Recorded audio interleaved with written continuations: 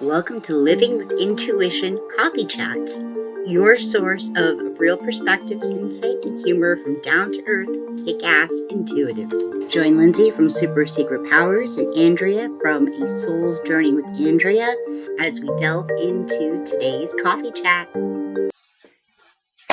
Hello, everybody. Hello. And welcome to this week's Living with Intuition chat with me, Lindsay, from Super Secret Powers, and Andrea from A Soul's Journey with Andrea. And we are here today. I don't know. I'm feeling bubbly, but Andrea is. So and that's weird. It's a different energy. I know. What it is. It just feel like unfocused and.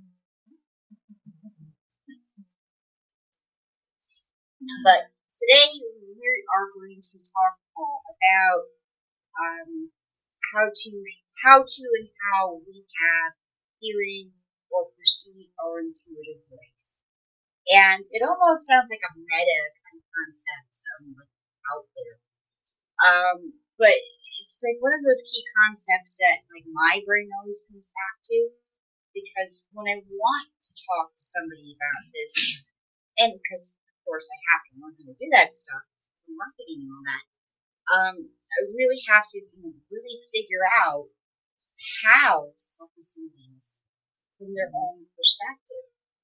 And so it's really come down to these very interesting conversations about what it is that your intuition or your higher self or your soul self sounds like, how you perceive it, how you know it's your intuition or your higher self versus something else. Right. Just something else, like your inner critic, or even sometimes your worst fear voice, or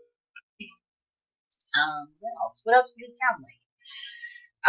Sometimes it can sound like the nitpicking voice, because it's trying to hold a standard or a boundary that you're wobbly on. So it doesn't only sound like this glorious choir of angels coming through. And what I find, especially as I go deeper in my own journey with this, that it really, once you start gaining mastery, it's not really about the external stimuli anymore. It's not about, I heard somebody almost literally talking in my ear and there wasn't anything there. I mean, of course those things have happened. They happen less now because everything happens now internally. Well, Right. They don't have to remind you and get your attention from the outside to go inward, because you're already in tune to being there now. It becomes second nature. Yeah. And the reason why even we bring this up today is because we are doing a 5-day masterclass called Unleashed for our Queen of the Inner Realms membership. This is our second round of membership. And this is really where we come in at day 0 to day 1 of the whole masterclass, is talking about really experiencing you and the deeper you, and what that sounds like, and how you perceive it, and who you are. I'll let Andrea talk here in a minute about how, because we were trying to suss this out in between us before we got on, but how we even managed to do that, because it's not something we find people teaching about. People teach about close your eyes and wait till the vision will pop up. Close your eyes and take this whole meditative journey and this whole guided thing, so you're never really experiencing you, just plain old you, and what you look and feel and sound like, and how your energy feels or moves when you are just trying to be open to connect. Because for me, reaching baseline, what I call baseline receptivity, was a whole journey unto itself. Just figuring out that I had to figure that out. But how did you figure it out?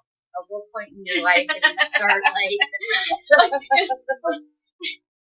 since I was a kid, I always had stuff going on that I never understood, and nobody around me would acknowledge, except that you have imaginary friends and stuff like that.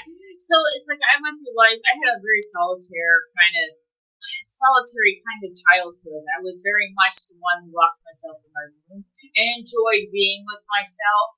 And I was not that inner critic so badly that I would judge my thoughts. I always tried to look through them. And I think that was my best coping skill being through childhood. But it wasn't really until I met Lindsay about 17 years ago that I actually started putting two and two together of everything that happened in my childhood and all, what it really meant.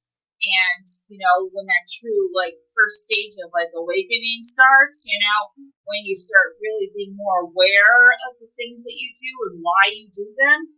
And I think then my dad died. And it really was my big, sometimes you need that big wake-up call that puts all the pieces together, because the puzzle's all over the place and you're still trying to piece them together and they don't fit right because you don't understand. But then all of a sudden, my dad's gone.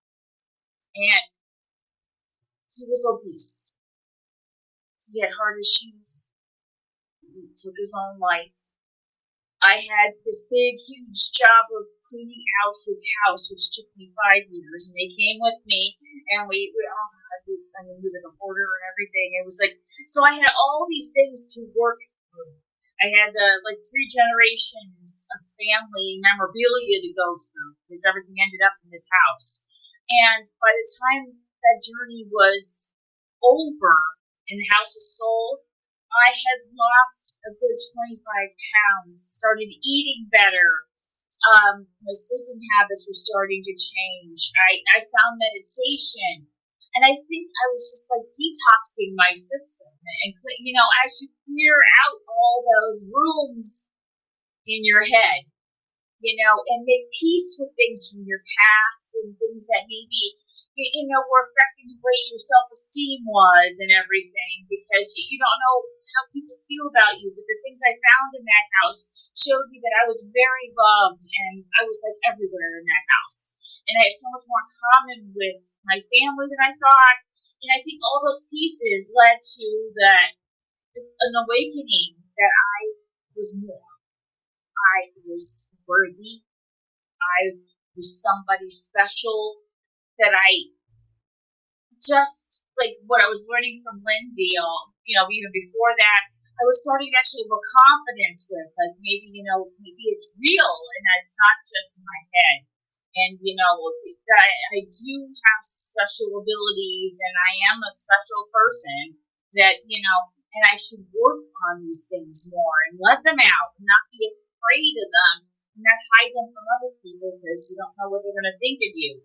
And I really think that that's where it all started. And I started meditating and starting hearing my internal voice differently and realizing that,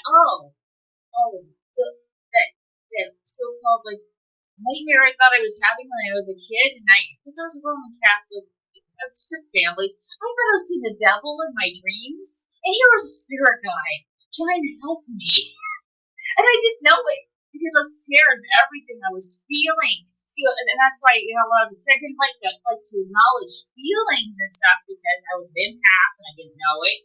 I was crossing over souls. They were all lined up at the end of my bed, and I just talked to them I thought they were alive yet, When I was a kid, I had no idea. And so when I got older and I started putting two and two together with everything, hearing her stories, and then meeting other people, because our group was forming, our friends, and I'm oh, wow. Ooh, this stuff is sick. It's you had all this. How? And now it's blooming because now you're not afraid of it because you understand better. And the more I understood it, the more I was better. I mean, I kept it a secret for a long time that I'm not telling anybody that I'm a witch. Keeping it off the internet and all. I don't want my dad to know. And then now I look at God, the old version of me looking at me today was holy cow. I'm so different. I'm so open about it. I'm so secure. It's who I am. It's every waking moment of my life is this, the feelings, and I'm not afraid. I want to feel deeper. I don't care if it feels a little yucky. I want to work through it. I want to clear it out so more good things can come into my life. And now that's the kind of attitude I have towards the journey because I understand it. And that's one of the reasons why I'm so passionate about helping others because I know what it feels like, that lost feeling, that feeling like you're the weirdo and that you don't belong anywhere and I don't know what's going on inside me. And I'm not crazy. I'm not crazy, you're not crazy. But unless you know somebody that can help you with that, you're always going to just be stuck there. And, No, it's just, and it's so enlightening to open that up for other people, Because it's a situation where you don't know what you don't know until you know it, and all of a sudden you know it, and everything shifts. And then we're settling. It's like, sometimes your anxiety and that depression and your anxiousness and everything, once you figure out why you have that, it might be something that you can actually naturally fix. Because I know I was a very anxious kid. I didn't sleep well. I had a lot going on that kept me nervous all the time in life. And I think that now I'm more secure with myself. I understand what goes on inside me, and I let go of that stuff much easier. And I feel like I have my own remedies for it. Like, it's like you just have to sit there, and you don't have to just, No, but sometimes life throws you a loop, and you have to figure that stuff out all over again. Well, yeah. I will say that. Yeah. Every time I reach to a big transition or another transition point, I have to do a little bit of backtracking, a little bit of review, the growth process to figure out what my intuitive voice needed in order so that it would then be the predominant thing I was hearing instead of letting my anxiety just run amok. So now, for me, being psychic, being intuitive, it was something I always wanted, never perceived it as being me. I always thought I had to get really good at skills. And, have to, enter into, monastery with the Shaolin monks. And, right. I always thought it was something into that. You really begin to open those things up within yourself. And I had a friend that I grew up with who saw spirits. I mean, she saw spirits like she saw strangers walking down the street. Just stopping and talking to people who weren't there. Would come and sit by on the stool with her or next to her at the counter at a diner. But it was always so very literal and so very tangible. And I never had that experience until later.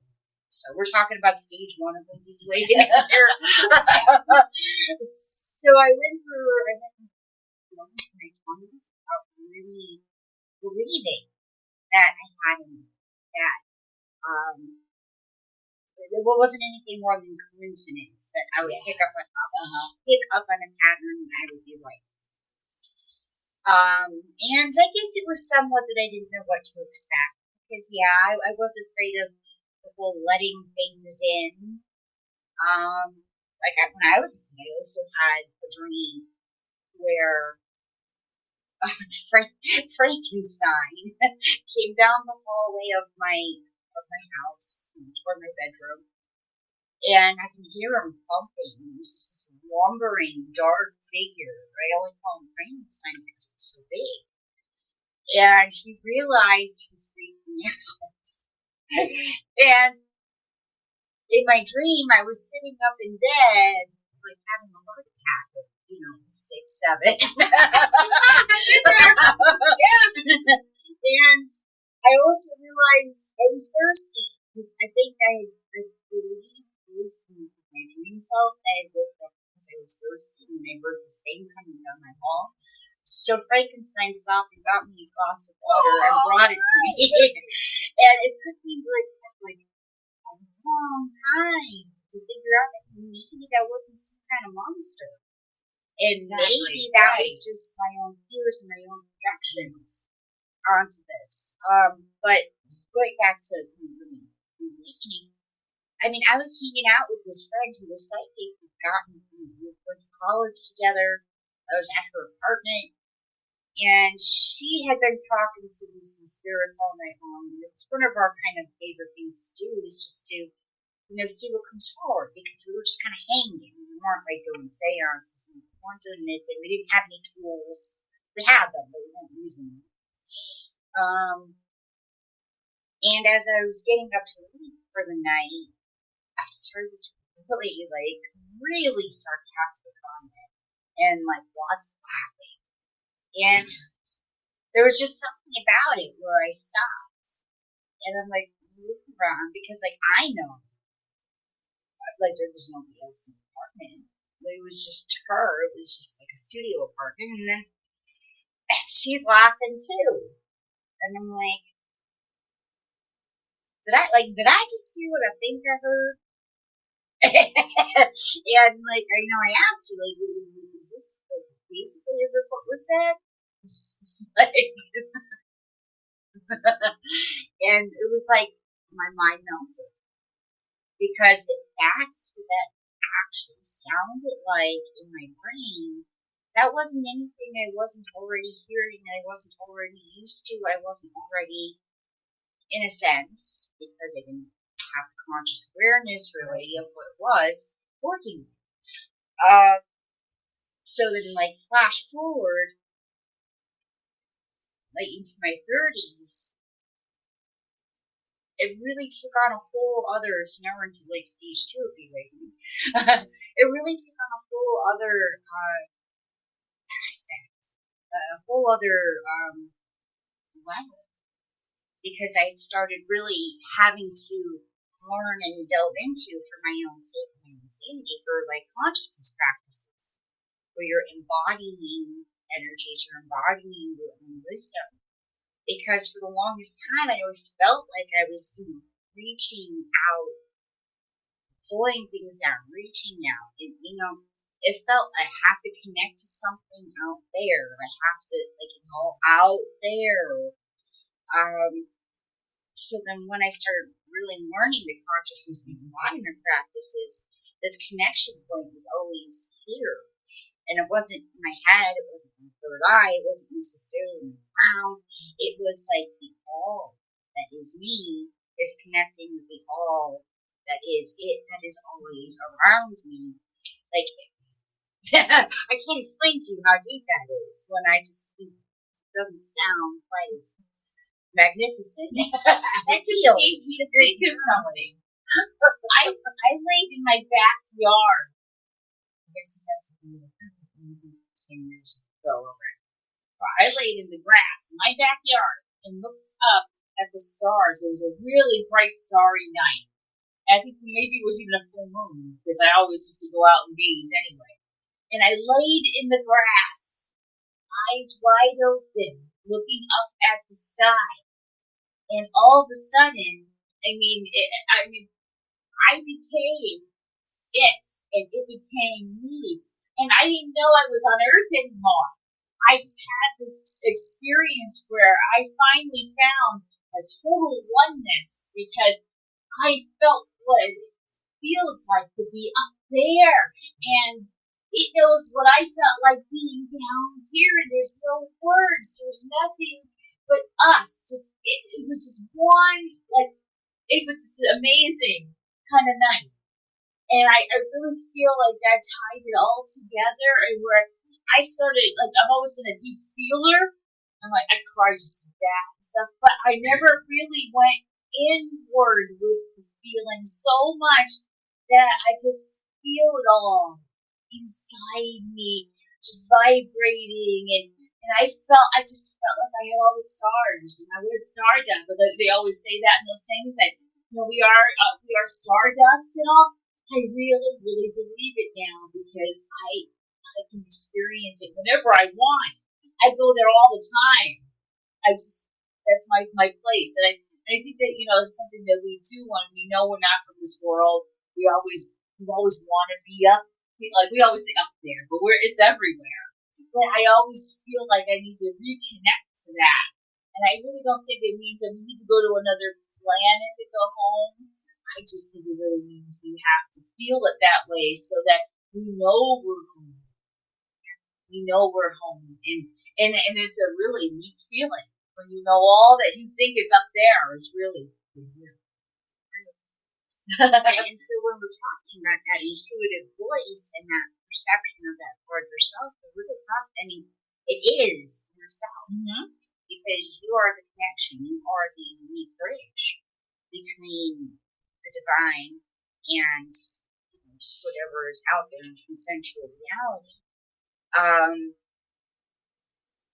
And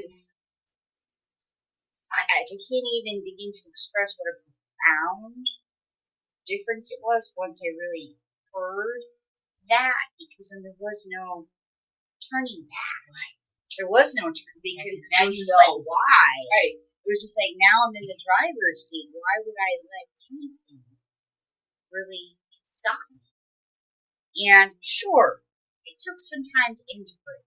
It took some time to then hear the difference between like mind analysis, mind searching for story to come up with reason and like cause and effect. Why was I off today? Oh, I was thinking of this, and I didn't feel well. That's like the mindfulness. You can learn to work with that. It's actually easy to work with because you just kind of like maybe, then you do the difference between anxiety and the critic, and again, it's just like these are all these different perspectives, but when soul steps in and you are just allowing it, and just relaxing into this place where it's the more dominant force that's coming for you, radiating, really. Well, yeah, I mean, your whole perspective shifts, and I'm like, peace. But I find all that the other my peace. Well, all the other voices that go on in your head and opinions and judgments and other people's opinions and judgments, they don't get drowned out, but they certainly have been a place that they can go to. And it's just like, all right, well, you're just not in the right alignment. Right? We'll shift, we'll figure out what we need and we'll integrate that into the whole. And then you can learn how to discern it better. Because that's the part that was hardest for me over the years is just getting that inner dialogue more on track, more aligned, because it's just recently, I swear after the divorce and everything, I started trusting myself more and not just falling back on those old stories all the time that keep creeping back up. And when you start understanding that process and why it keeps coming up and where it comes from, you can choose to think different about the situation, and it gets easier. It's like now I find that I'm more at peace with things like that. It's like I do not have to know where the money's coming from for something right here and now. I know that I trust that down the line it's coming. I don't have to worry about things right here and now, because right here and now I have food, I have shelter, I have money, I have everything I need right now. And that's all that I need to do. Not going all the way down the line, like months from now, what's going to happen, or going back to what has happened before, thinking you're going to repeat it. Well, because the mind doesn't actually know any of that. Mm-hmm. And the more you hear the difference between what real wisdom sounds like versus all of the little things the brain wants to think of to keep you safe, you're like, oh, isn't that a whole bunch of fluff? It's not like keeping you safe. Isn't that kind of manic? Or isn't that kind of like really overthought? Because I'm trying to think of how I'm going to have money 3 years down the line if I don't, if I don't start setting it up right now in this moment. So it's, really just bringing things back to the fullness in the moment. But how you experience it, because we are so diverse. I'm not convinced that we all experience it as an internal monologue. And it doesn't always come across as internal monologue for me.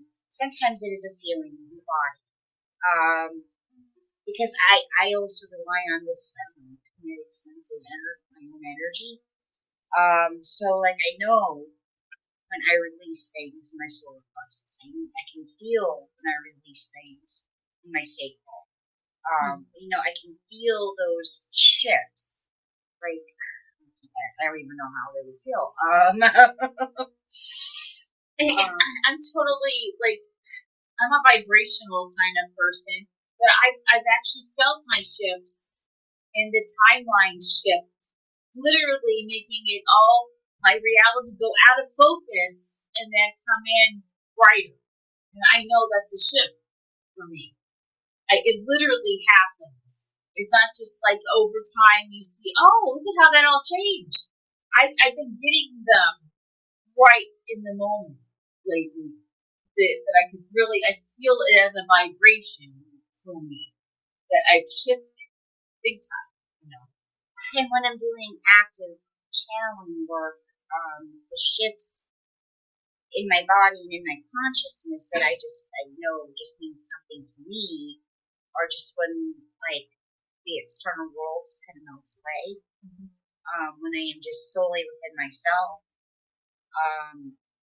time warps, time stopping, time slowing down. I'm not necessarily aware of really how much time passed when I'm actively channeling. It just goes. But I just start getting tired. So I just go by when I'm tired. So, really learning what everything feels like and how it sounds and how you perceive it. Is the smell? Do you constantly get the tones in your ears? My tones have been so very loud this week. Like, I wasn't sure I could fall asleep last night, but I've been using binaural beats. I know you're supposed to listen on the headphone, but I had it on the speaker, and that kind of at least melded with that. So I was just like, all right, that works. Now my head is just kind of I say that, and I feel my head. This sense. I can't explain what my sense is, but we would love to hear about what your senses are and how you perceive that kind of stuff. Because it can help you then maybe bridge the gap between, oh, this isn't just a thing that happens to me. This is how my soul is working. This is how my larger self needs to manipulate the energy in the body in order for this to come through and work right in a smoother way. Because that's when you start really delving into intuitive mastery, is when you can then smooth out that process for yourself. Because it's not always meant to go random and janky and shocking, or, it really isn't. This is just you allowing more you in the way that feels the safest and most fully you. So that is where we start with our Unleashed Masterclass. So please join. You can see the link down in the comments. And we start September 4th. And if you ever wanted to experience cord cutting, a sound bath, light language transmissions and codes, and guidance swing, please sign up for Unleashed. And you have to sign up. It's not just something that you can just follow along with on the profile or anything. You might see the first 2 videos, but then everything else is behind closed doors. So the sound bath is the first thing that's behind closed doors. And so those are the things that I always wondered about that. I always wondered how it worked. Hey, this is why we're running Unleashed. Not just to focus in on your energy and your intuitive process and getting you in a space where you can step up to to become the queen of your inner realms, Disney realms, but also to give you an experience of different things, of different tools, of different ways of thinking, of different shifting techniques. And in a community kind of environment, so you're nice and safe with like-minded individuals who are going through the same process. You can learn from all of us, not just what we have to say, but what everybody else is saying. Because we learn too. Yeah. It's like we learn something new because just us two alone, we don't have the same thing going on. That's what makes it fun, because we both get to talk about how it goes for us, and then it brings the conversation to you. So that's that's the fun part is, I think. It really is. It is a fun thing. It's like it's a sacred play space where we just get to play with our own energy, play with how we experience ourselves. But look for that link. And, join Unleashed so you can get empowered with and by your intuition. All right. And we will see you around the block. Internet blocks. All right. Brightest blessings.